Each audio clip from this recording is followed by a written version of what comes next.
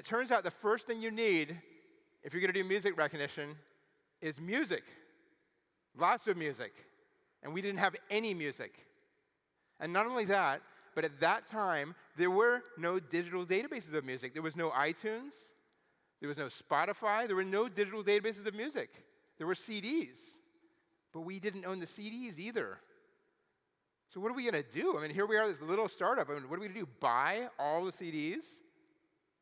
Creative persistence. So what we did is we went to the largest distributor of CDs that had a giant warehouse of all the CDs in the United Kingdom.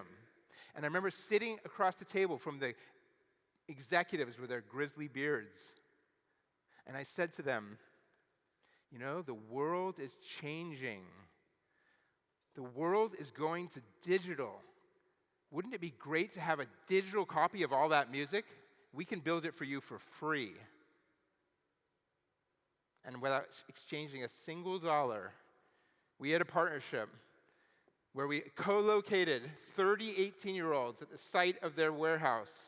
And these 30 18-year-olds worked in 3 8-hour shifts, 24 hours a day, going to the racks, picking CDs, putting them into computers, running software that we had custom built.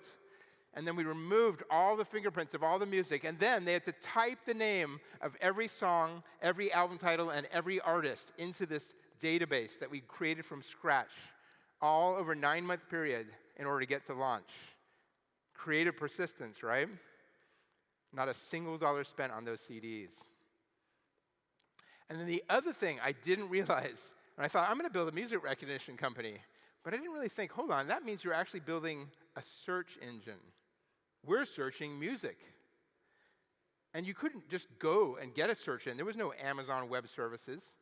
So we knew that this company that had started just 2 years before us, called Google, had built their own search engine, a Beowulf cluster, which is basically just a bunch of PCs wired together to become a supercomputer.